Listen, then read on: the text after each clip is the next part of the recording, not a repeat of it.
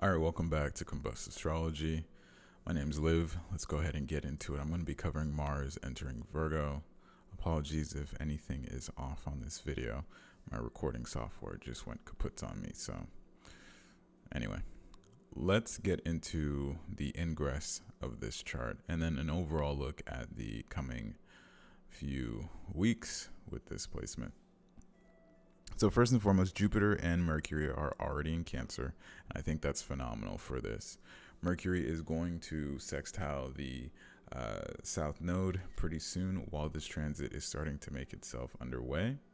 And then we're also going to be seeing the connection initially between Jupiter and Mercury and Mars. So Mars in Virgo, in case you're not familiar with it, is a placement that can be rather OCD. It is a perfectionism. It is a feeling of wanting to do more, wanting to do better, and really just planning to the nth degree. And I feel like it's mentally unwell. But hey, what am I to say? I also have Virgo placements. So this truly comes from someone with an inside perspective. Mars in any sign outside of Virgo is going to think about how much better something can be and then want to actually execute and have some sense of increased efficiency. Unlike a Gemini placement that rambles and switches between multiple different things and isn't able to consistently decide what it wants, but still wants to taste, Virgo is the other mercurial placement that executes. And so I always tell people Gemini is the CPU. It can handle a lot of excessive load, random tasks, like if you open 30 tabs on Chrome. But Virgo is like, why don't we make that into a giant folder? Why don't we make that into savable bookmarks that we can come back to later? So in Mars, Virgo becomes that Taskmaster 3000. A big superpower would be someone that does have Gemini and Virgo, because it really lets them kind of just take in way too much information and also sort that information. Often at times I'll see Mercury or Mars in Virgo aspecting different parts of the chart, and I'm like, that person barely needs me for a reading. Like, you probably already know the answer to what it is that you need help with. You just might be stubborn. And that is the downfall of Virgo.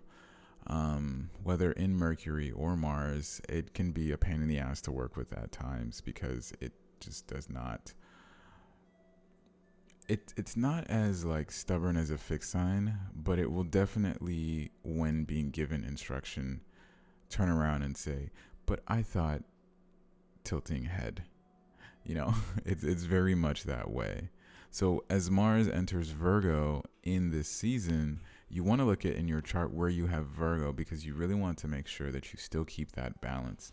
You don't want to lose too much of your ability to be, I guess, like impressionable, but you also want to keep in mind that this is your superpower. It's your glow up.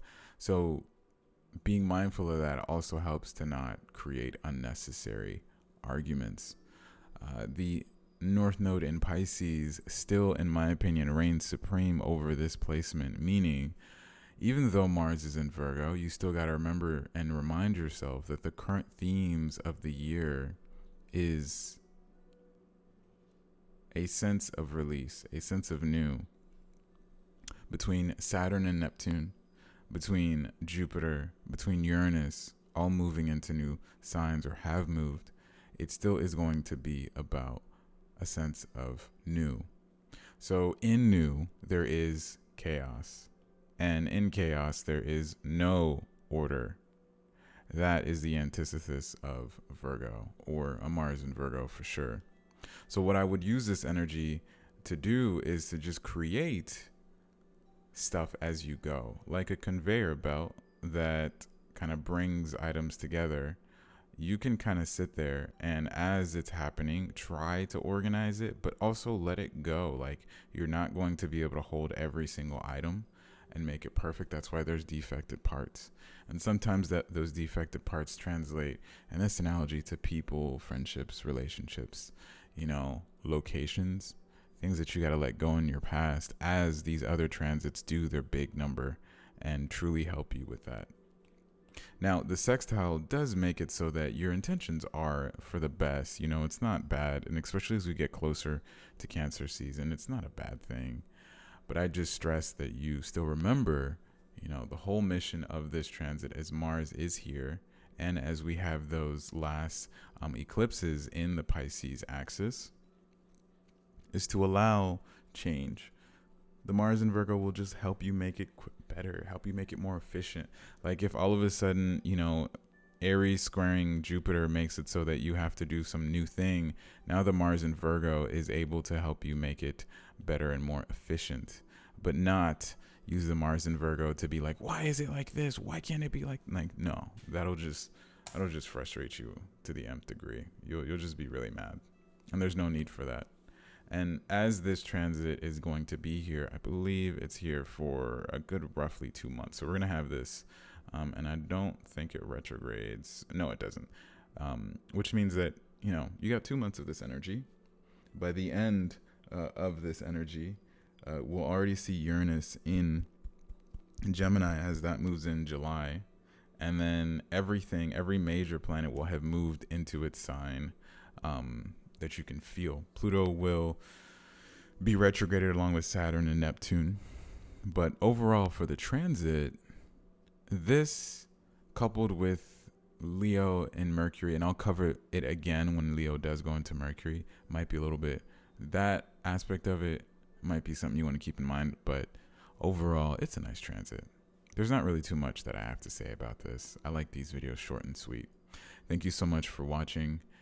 Keep an eye out for updates to the channel on my Instagram, on my website, my podcast, and also on TikTok.